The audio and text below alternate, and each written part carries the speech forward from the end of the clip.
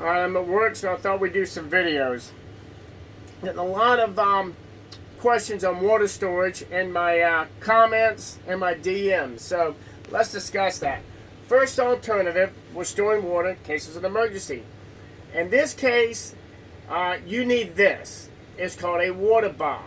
It's for emergencies. It drops in your bathtub, holds 100 gallons, forms to your bathtub.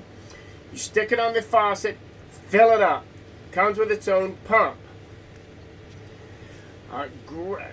Great idea, a must-have. In your notebook, stick it in your priority list. I know what you're thinking. Well, why don't I just save all that money and fill the tub up like it is? Well, let me tell you why that is such a bad idea.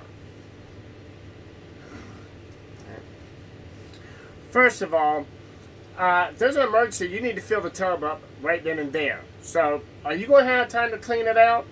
And let's talk about cleaning it out. First of all, think about how old that bathtub is. All the people that have showered in it and done other things in there, everything over time has embedded in that tub, especially if it's a plastic or fiberglass. Even if it's porcelain, stuff embeds all in that over time and it's hard to get out. So now you've got all that to worry about. Do you have time to clean it? Fine. Okay. Think about it. Now you've introduced all these chemicals in that as well. Okay. How long you rinse it? You're not going to get it 100% clean. You're not going to get rid of the bacteria. You're not going to get rid of all the chemicals you just introduced in this bathtub. Plus, how much time are you going to spend cleaning it when you need to be filling it before you lose water?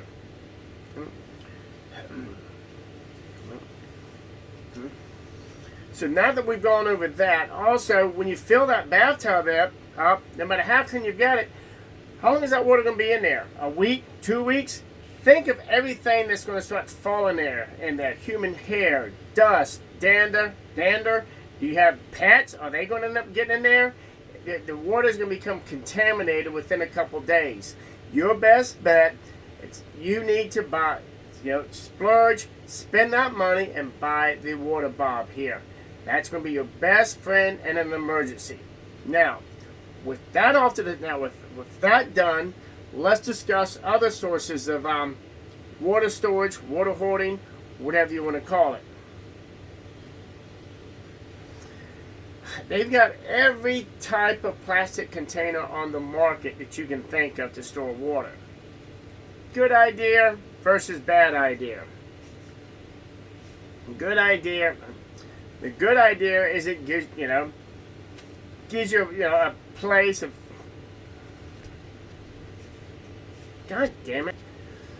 The only problem with all of these storage methods that you can purchase is if you get something around 7 gallons, like these cubes here. I used to buy these all the time when they were $15 and $18 when I was storing water. Problem is now they cost probably around $30, $35, like the water bomb, but they only hold anywhere from 5 to 7 gallons, which means every 7 gallons you got to spend another $35.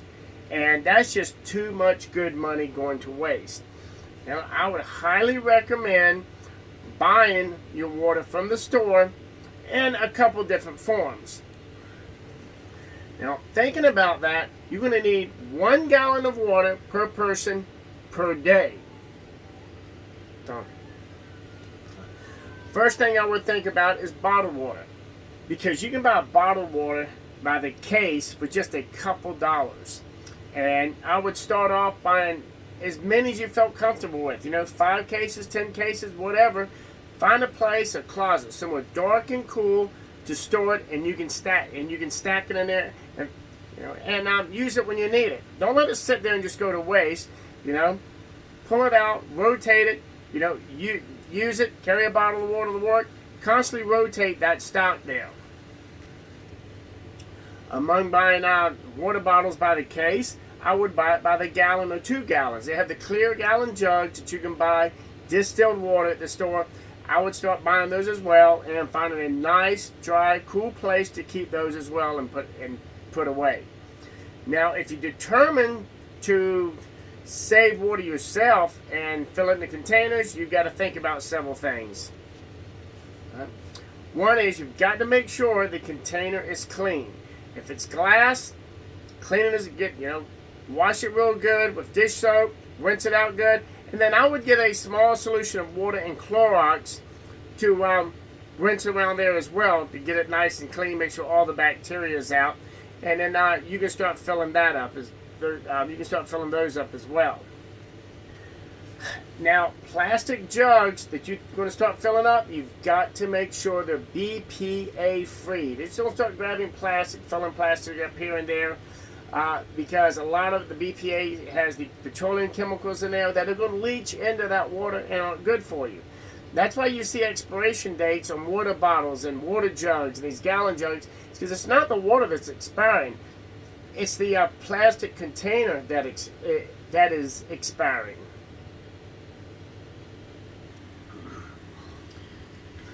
And if you're going to store water away yourself, remember, you want to put half a tablespoon of Clorox per 5 gallons of water. And that will kill the bacteria in there, keep algae from building up, and it's not going to hurt you if you drink it with that little tiny bit of Clorox. So make sure it's the unscented Clorox that you put in there.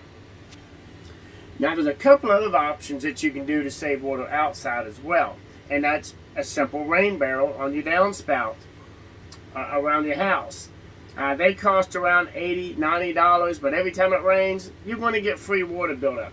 But you're going to have to make sure you've got a good filtering system when you get that water out to filter it, boil it before you use it.